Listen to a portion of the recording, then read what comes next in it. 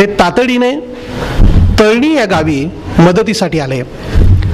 तळणी व लोहारा तालुक्यातील हराळी येथील ज्ञानप्रबोधिनीच्या मदत केंद्रामध्ये त्यांनी सुमारे 4 महिने काम केले आणि त्यानंतर अण्णा हजारे यांचे स्वीय सहाय्यक म्हणून त्यांनी काही काळ काम केलं. ज्ञानप्रबोधिनीचे अण्णा ताम्हणकर व अण्णा हजारे ह्या दोघांवरही स्वामी विवेकानंदांचा प्रभाव आहे आणि त्यातून प्रसाद चिक्षे यांना स्वामी विवेकानंदाविषयी आकर्षण निर्माण झाले. त्यानंतर ते कन्याकुमारी येथील विवेकानंद केंद्रामध्ये जीवनव्रती प्रशिक्षण 1 वर्ष त्यांनी घेतलं व तेथून ते पुढे उत्तर पूर्व भागामध्ये पूर्णवेळ काम करण्यासाठी गेले. प्रारंभी अरुणाचल प्रदेशमध्ये विविध जनजातीमध्ये त्यांचा जीवनाचा अभ्यास केला. त्यानंतर त्या ठिकाणी विवेकानंद केंद्रांच्या माध्यमातून ज्या शाळा चालतात तिथे शिक्षणाधिकारी म्हणूनही त्यांनी 2 वर्ष काम केलं. APJ अब्दुल कलाम यांनी विजन 2020 हे जे निर्माण केलं होतं त्यात नॉर्थ ईस्टचे सदस्य म्हणून चिक्षे यांनी काम पाहिलं. 1999 साली ते पुन्हा अंबेजोगाईला परत आले आणि जानेवारी 2000 पासून अंबाजोगाई येथे ज्ञान प्रबोधनेचे काम ते करतात. त्यांना आत्तापर्यंत त्यांनी केलेल्या कामाबद्दल अनेक पुरस्कार मिळाले आहेत. त्यात नातू फाउंडेशन पुणे यांचा सेवाश्री पुरस्कार, कोटी भास्कर प्रतिष्ठानचा पुरस्कार, अशा अनेक पुरस्कारांना ते सन्मानित आहेत. विवेकानंदांच्या जीवनाचे ते अभ्यासक आहेत, अतिशय उत्तम वक्ते आहेत. त्यांचं भाषण ऐकल्यानंतर आपल्याला त्याची प्रचिती येईल. त्यांचा अधिक परिचय त्यांच्या व्याख्यानातून होईल. मी त्यांना विनंती करतो की त्यांनी व्याख्यानाला प्रारंभ करावा. नमस्कार. नमस्कार. तुम्ही माझ्या पाठीशी भाषणाची मी तयारी करतोय.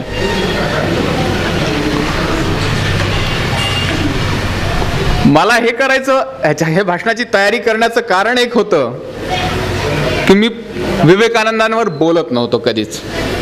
कारण मी विवेकानंदांवर बोलायला लागलो की माझं ब्लड प्रेशर वाढायचं आणि डॉक्टरांनी सांगितलं की विवेकानंदांवर बोलणं बंद कर.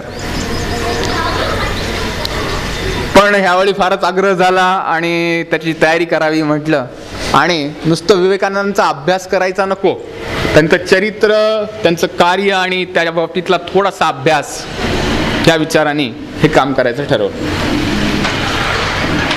जसं विवेकानंदाचं विस्तृत चरित्र आहे, विस्तृत कार्य आहे, तसं माझं दुसरी एक समस्या आहे. मी विवेकानंदांना देव मानत नाही. मी विवेकानंद अवतार मानत नाही. त्यामुळे भावनिक होऊन तुम्हाला एखादं ओजस्वी भाषण वक्तृत्वाने भारलेलं नेहमी जे तरुण मुलांसमोर मी करतो तसं करणं मला आज जमणार नाही, कारण ती विवेकानंदांची प्रतारणा होईल. माझं इनमीन 36 वर्ष वय आहे. कामामध्ये आता कुठे एक तप पूर्ण झालंय. माझ्यासमोर तपस्वी बसलेले आहेत. त्यांनी आयुष्य विवेकानंदांच्या विचारांवर पूर्ण व्यथित केलेलं आहे. असा कर्मयोगी पण मी नाही आहे. विवेकानंदांना समजायचं असेल तर दुसरे विवेकानंद जन्म घ्यावे लागतील असं स्वतः विवेकानंदच म्हणाले. त्यामुळे तेवढा ज्ञानी किंवा समीक्षक पण नाही आहे. त्यामुळे विवेकानंदांचं चरित्र मी तुम्हाला सांगतोय तर मी एक विवेकानंदांच्या चरित्राचा विद्यार्थी आहे म्हणून सांगतोय. मी गेल्या 25 दिवसात विवेकानंदांचा जो अभ्यास केला ते अभ्यासाची परीक्षा मी कुकडे काकांसमोर देतोय. ह्या दृष्टीने मी विवेकानंदांचं चरित्र आज आपल्या समोर सांगणार. मी जसं तुम्हाला सांगितलं की 1249 पानाचं हे चरित्र आणि हा विवेकानंदांचं चरित्र ज्यांनी पूर्ण भारताला भारावून सोडलं. आपण एखादा चरित्राचा अभ्यास करत असताना, त्या चरित्राचा विचार करत असताना नेहमी आपण असा विचार करायला पाहिजे की त्या समवयस्क, त्या समकालीन लोक त्या व्यक्तीबद्दल काय म्हणाली. म्हणून आपण पहिल्यांदा थोडस विवेकानंदांच्या चरित्राच्या बाबतीत अभ्यास करत असताना विवेकानंदांच्या बाबतीत जागतिक पातळीवरची, भारतीय पातळीवरची लोक काय म्हणाली हे बघू आणि मग चरित्राकडे जाऊ, मग कार्याकडे जाऊ. भाषणाचा पूर्ण टप्पा माझा अजून एक महत्वाचा मुद्दा असणार आहे की Vivekananda he was not born. ते जन्मले नाहीत, ते बनले. त्यामुळे विवेकानंदांच्या ह्या चरित्राचा क्रम मी प्रयत्नपूर्वक असा अरेंज केलाय की विवेकानंद घडले कसे, ते कसे शिकत गेले. ही was a common boy in the Calcutta. एक सामान्य तरुण होता आणि एक असामान्य इच्छा जर असेल तर असामान्य काम करू शकतो, ह्याचं ते मूर्तिमंत उदाहरण होते. Heroes are not born, they are made, and they are made by the thought of heroic pressure, असं सिस्टर निवेदिता म्हणतात. त्याचं मूर्तिमंत उदाहरण म्हणजे स्वामी विवेकानंद होते. काय नेमकं ज्यावेळी आपण त्यांचं चरित्र पाहायला लागतो तर सगळ्यात पहिल्यांदा रशियन साहित्याचा पितामह ज्याला म्हटलं जातं तो टॉल्स्टॉय विवेकानंदांबद्दल काय म्हणतो ते बघू. तो म्हणतो आधुनिक भारतातील सर्वात श्रेष्ठ तत्वज्ञ म्हणजे विवेकानंद होय. रोमारोला नावाचा फ्रेंच नोबेल लॉरेट होता साहित्याचा. तो दिलीप कुमार रॉय यांच्याशी बोलताना म्हणाला की टॉल्स्टॉयवर च्या शेवटच्या काळामध्ये विवेकानंदांचा प्रचंड प्रभाव होता. विवेकानंदांच्या विचारांनी ते भारावून गेलेले होते. एवढंच नव्हे तर टॉल्स्टॉयनी विवेकानंदांची गणना सॉक्रेटिस, प्लेटो या प्राचीन तर कांट आणि शॉपेनहॉर ह्या आधुनिक तत्वज्ञानामध्ये केलेली होती. हाच रोमारोला भारतामध्ये आला भारताचा अभ्यास करण्यासाठी. आणि भारताचा अभ्यास करण्यासाठी म्हणून कुणाकडे जायचं तर रवींद्रनाथ टागोरांकडे गेलं पाहिजे, कारण ते पण नोबेल लॉरेट आहेत आणि प्रचंड विद्वान आहे. आणि रवींद्रनाथ टागोरांकडे रोमारोला गेला त्यावेळी ते म्हणाले, if you want to know India read Vivekananda. एका फ्रेंच नोबेल लॉरेटला भारतीय नोबेल लॉरेट म्हणतो, if you want to know India read Vivekananda. In him everything is positive, nothing is negative. हाच रोमारोलांनी विवेकानंदाचं चरित्र लिहिलं आणि त्या चरित्रात तो म्हणतो, I cannot touch this saying of his without receiving a thrill through my body like an electric shock. त्यांचे वाक्य ज्यावेळी मी वाचायला लागलो त्यावेळी माझ्या शरीरामध्ये विजेचे धक्के बसावेत असं व्हायला लागलं. आणि तो पुढे म्हणतो, what transport must have been produce when in the burning words these issues from the lips of the heroes. काय घडलं असेल ज्यावेळी स्वतः स्वामी विवेकानंद बोलत असतील. हा रोमारोला म्हणतो. रोमारोलानी स्वामीजींना फिनिक्स पक्षाची उपमा दिली की राखेतून पुनर्निर्माण करणारा हा नवनिर्मितीचा नेता होता, भारतीय नेता होता, असं त्याचं त्यांनी वर्णन केलेलं आहे. महात्माजी काय म्हणतात? महात्माजी म्हणतात, I have gone through his work very thoroughly and after having going through them the love that I had for my country become 1000 fold. 1000 पटीने माझं देशप्रेम वाढलं. गांधीजी आध्यात्मिक होते, विवेकानंद आध्यात्मिक होते, वाटणं साहजिक आहे. पण अगदी parallelly exactly opposite, diametrically opposite असणारा माणूस सुभाषचंद्र बोस, थोडाफार कम्युनिस्ट विचाराचा. काय म्हणतो की मी जर ह्या माणसाच्या जवळ आधी भेटलो असतो तर त्यांच्या पायाचा दासच झालो असतो. आणि modern Bengal is his creation. बंगालनी काय काय गोष्टी केल्या, हिज क्रिएशन. परत विचार करता येईल आपल्याला. थोडंसं हिंदुत्वाची छटा, धार्मिक छटा सुभाषचंद्रांवर होती. त्यानंतरचे सगळ्यात महत्वाचा व्यक्ती माझ्या दृष्टीने जो खरं त्यांनी विवेकानंदांचं कार्य पुढे सुरू केलं ते महर्षी अरविंद म्हणतात, he was a lion among the man. नरसिंह होते आणि ते आजही जिवंत आहेत ह्या मातृभूमीच्या रूपाने आणि मातृभूमीमध्ये असणाऱ्या असंख्य मुलांच्या रूपाने. आतापर्यंतची मी लोक तुम्हाला सांगितली ही साधारणतः चांगलंच बोलणारी होती. फार वास्तवाला धरून आधुनिक भारताचा विचार करणारे आपले पहिले पंतप्रधान काय म्हणतात बघू. नेहरूजी म्हणतात, ही came as a tonic to the depressed and demoralized Hindu mind. Rajagopalachari तर फार पुढे जाऊन म्हणतात, ही सेव्ड हिंदुइझम अँड हिंदूज. त्याच्या पुढे नेहरूजी म्हणतात, and he gave self reliance and some root in past. What he told is even fresh today. 1956 भाषण आहे बहुतेक हे. What he told, it is even fresh today. It is really relevant today, because what he wrote or spoke about or dealt with certain fundamental matters and aspects of our problem, not only our problem, world problem. अतिशय मूलभूत गोष्टींचा त्यांनी विचार केलेला होता आणि त्या मूलभूत गोष्टींना त्यांनी विचार केलेला.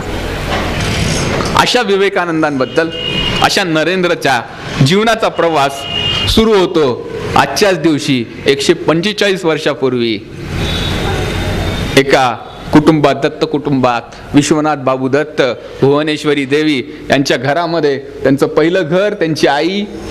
आणि त्यावेळी मी मुद्दाम आता इथे दिसत नाही, परंतु मी सायंटिफिकली ते पाहिलं. एक स्टॅलरियम नावाचं ॲस्ट्रॉनॉमीचं सॉफ्टवेअर आहे. त्या सॉफ्टवेअरवर गेलो, ती तारीख टाकली आणि त्यावेळी आकाशामध्ये तारे होते ते पाहिलं. सूर्य उगवत होता, मकर राशीत जात होता. मकर संक्रमण सकाळी 6:33 आणि 33 सेकंद. मी कुंडलिनीमध्ये गेलो. म्हणजे आपल्या भारतीय पद्धतीच्या बरोबर 7 मिनिटं सूर्योदयाला राहिलेली होती. चंद्र त्यावेळी कन्या राशीमध्ये होता. 11व्या स्थानी गुरु होता आणि 10व्या स्थानी शनी होता. चंद्र कसा होता त्यावेळी? पौष महिना होता, कृष्ण वद्य सप्तमी होती आणि हस्त नक्षत्र होतं. अशा वेळी एका वीरेश्वराचा जन्म झाला. वीरेश्वर नाव ठेवलं कारण कुटुंबाचं कुलदैवत ते होतं. अनेक संकटानंतर त्याचा जन्म झालेला होता. लाडाने त्याला बिले म्हणायला लागले आणि मग आपण हळूहळू शिकायला बघायला लागू की हा महामानवाचा प्रवास कसा आहे. मला वाटतं ह्याच्या महामानवाच्या प्रवासामध्ये 5 महत्वाचे टप्पे आहेत. पहिला टप्पा त्यांचं घर, दुसरा टप्पा दक्षिणेश्वरचं मंदिर, तिसरा टप्पा गंगारीचं शिला स्मारक म्हणजे जिथे शिला आहे, विवेकानंद शिला, ते, त्याच्यानंतरचं कोलंबस आर्ट गॅलरी जी शिकागोमध्ये आहे ती, आणि शेवटी त्यांची समाधी. प्रवास 12 जानेवारी पासून झाला सुरू 1863 पासून आणि संपला 4 जुलै 1902 केवळ 39 वर्षात. आपण क्रमाक्रमाने वयाप्रमाणे त्यांचा विचार करणार आहोत, कारण आपल्याला विवेकानंद घडले कसे पाहायचंय. मी परत सांगतो, मी विवेकानंद घडले कसे. We want how he became. आपण एखाद्या चरित्राचा अभ्यास करत असताना नेमकं हेच विचारतो, काय होतं नेमकं 5व्या वर्षी. 5व्या वर्षी हा नरेंद्र कसा होता? अतिशय खोडकर, अतिशय हट्टी, आपल्याला पाहिजे ते झालं पाहिजे आणि यासाठी आकांड तांडव करणारा, बहिणींना प्रचंड त्रास देणारा, सर्वसामान्य मुलांसारखा आपले जसे मुलं असतात तसाच तो होता. आई वडील खूप चांगल्या घरातले होते. वडील तर्कनिष्ठ होते, आई भाऊक होती, रामायणातल्या महाभारतातल्या कथा सांगायची. आणि वयवर्ष 7 होईपर्यंत ह्या नरेंद्रामध्ये बालसुलभ जिज्ञासा निर्माण व्हायला लागली. हर एक गोष्टीचं कुतूहल जागो होऊ लागलं. रामायणातील कथा एखादा तो तन्मय होऊ लागला आणि रामायणातलं हनुमानाचं पात्र तर ह्याच्या आवडीचं होऊन गेलं. इतकं आवडीचं होऊन गेलं की एक दिवस असं रामकथेमध्ये सांगितलं जात होतं की हनुमान केळीच्या बनात असतो. हा आमचा मित्र केळीच्या बनात गेला, कित्येक वेळ हनुमानाची वाट पाहत बसला.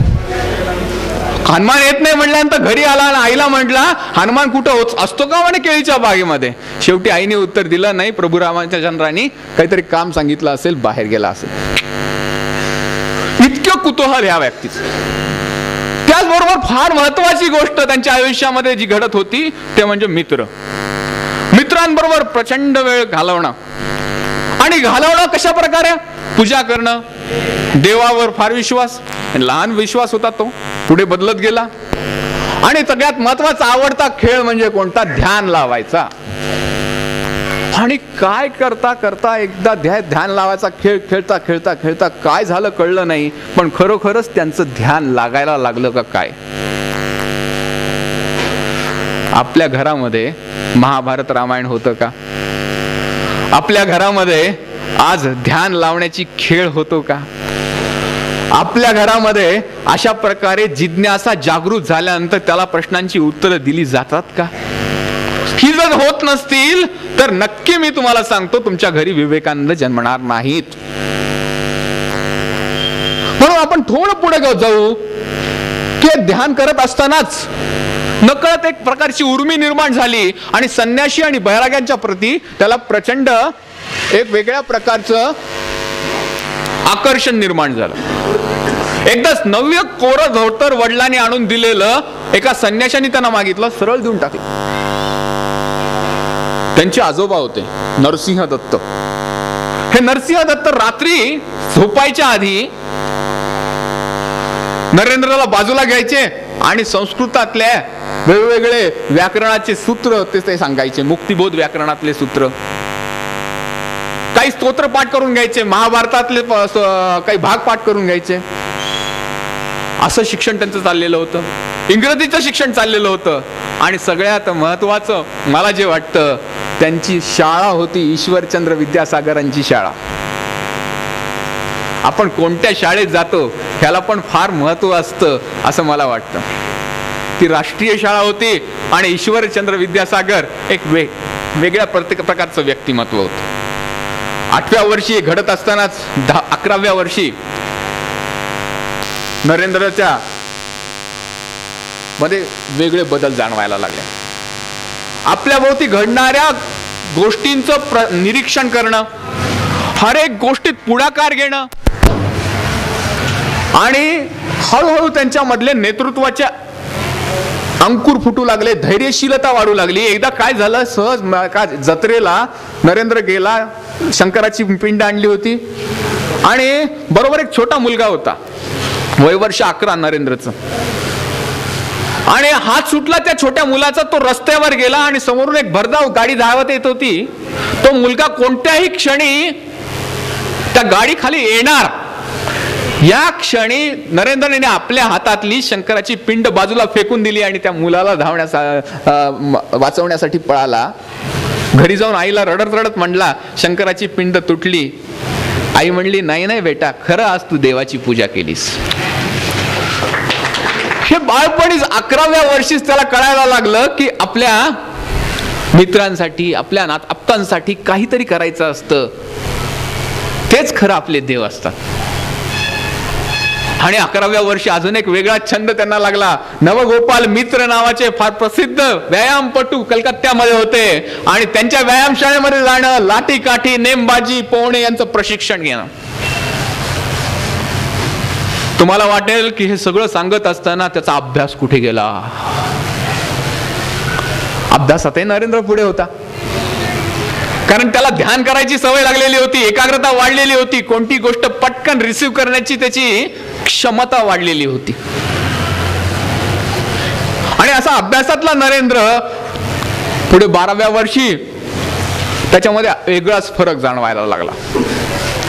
मन रमवणाऱ्या गोष्टींपेक्षा बुद्धीला चालना देणाऱ्या गोष्टींकडे त्याचं अधिक लक्ष जाऊ लागलं.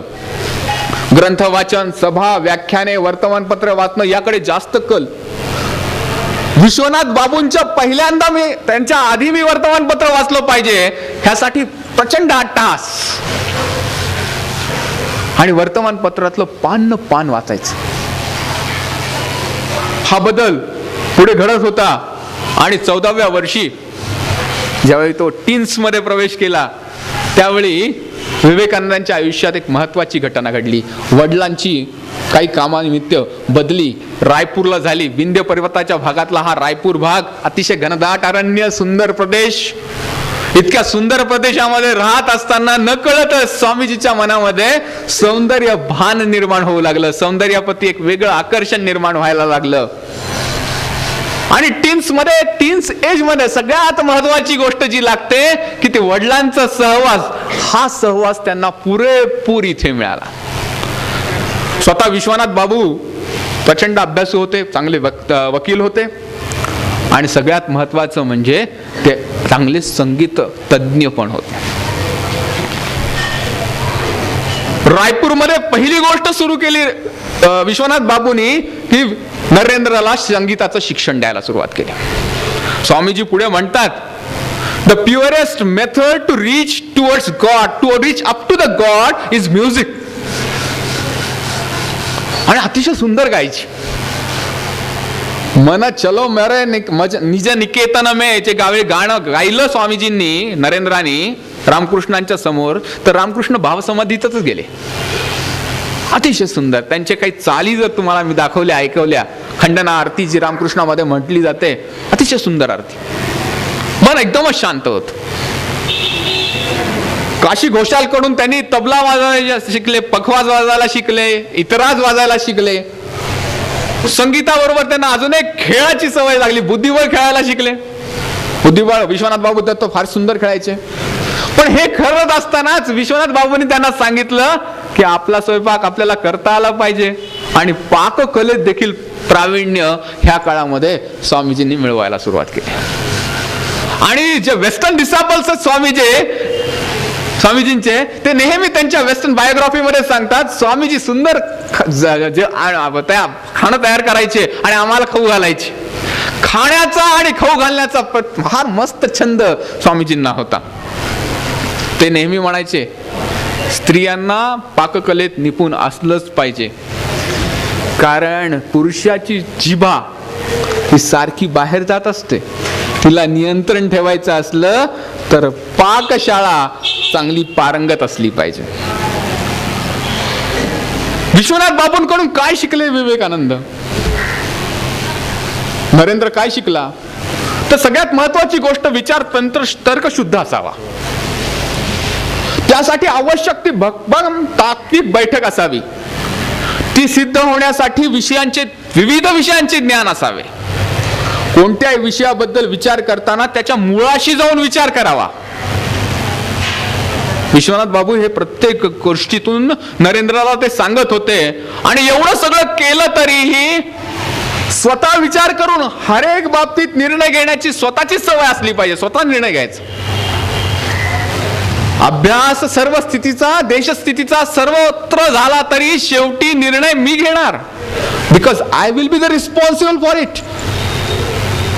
आणि अशा प्रकारचं प्रशिक्षण विश्वनाथ बाबू आपल्या मुलाला देत होते.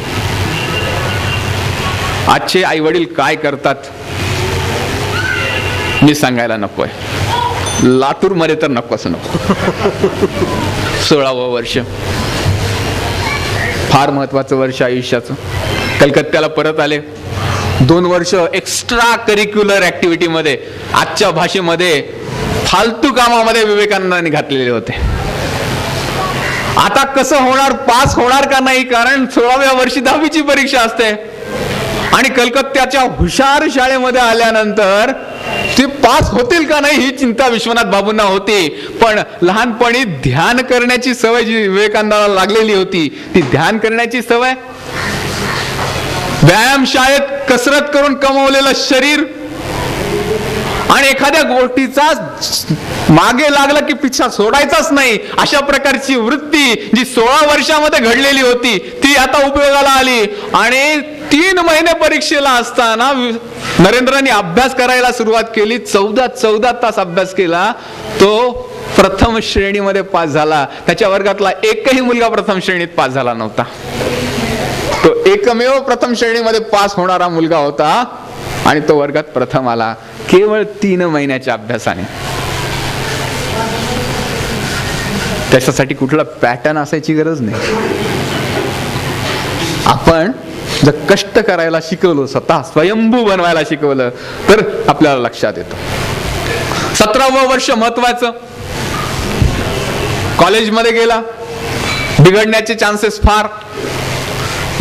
अशा महाविद्यालयात गेला, प्रेसिडेन्सी महाविद्यालय, कलकत्त्यातलं अतिशय प्रसिद्ध महाविद्यालय. आणि काय सुरू केलं, अभ्यासाला सुरुवात केली. पहिल्यांदा बंगाल आणि भारताचा इतिहास वाचून काढला. नंतर तर्कशास्त्राकडे घुसला, तर्कशास्त्राचा अभ्यास केला. ग्रीन यांचा इंग्लंडचा इतिहास पूर्ण वाचून काढला. इंग्लंडचा इतिहास पुरा पडत नाही म्हटल्यानंतर ऑलिसन फिलिप्सचा युरोपचा इतिहास वाचून काढला. आणि ह्या सगळ्याचा विचार करत असताना त्यांना लक्षात असं की decline and fall of Roman empire हे वाचल्याशिवाय आपल्याला युरोपचा इतिहास कळू शकत नाही, इंग्लंडचा इतिहास कळू शकत नाही. आणि पूर्ण जगाचा इतिहास जर समजून घ्यायचा असेल तर एका राज्याचं डिक्लाइन अँड फॉल कळलं पाहिजे. गिबनचं 750 पानाचं पुस्तक ह्या व्यक्तीने आधाशासारखं वाचून काढलं. महाविद्यालयाच्या उत्तरार्धात त्यांनी अभ्यास सुरू केला देकार्तचा. देकार्त माहिती आपल्याला, शास्त्रशुद्ध मांडणी असणारा, जग हे एक यंत्र आहे असं म्हणणारा तो. त्याच्या आधी गॅलिलिओ आणि कोपर्निकसला कशा प्रकारचे हाल सोसावे लागले होते हे माहित आहे आपल्याला. न्यूटन येऊन गेला होता. Descartes, Hume, फिक्टे, स्पिनाझो, Hegel, Schopenhauer, can't यांच्या विचारांचा त्यांनी परिचय करायला सुरुवात केली. मी म्हणलं हे शब्द तुमच्या समोर उच्चारायचे, त्यांचे चरित्र तर पाहावेत, त्यांचं कार्य तर पाहावं. वेबसाईटवर गेलो तर प्रत्येकाचे 100 खंडाच्या पेक्षा कमी नाहीच. आणि मग म्हणलं एवढं वाचणं तर शक्य नाही, म्हणून यांनी घडवलं सहस्त्र नावाचं पुस्तक काढलं, तर त्याच्यातही 2-2 पान आहेत प्रत्येकावर. जर्मन तत्वज्ञ त्या काळाचा एक फार प्रसिद्ध तत्वज्ञ होता हर्बर्ट स्पेन्सर, निरीश्वरवादी होता. जगावर यांचा फार प्रचंड प्रभाव पडत चाललेला होता आणि नकळत नरेंद्रावरही पडला. नरेंद्र निरीश्वरवादी बनत चालला होता.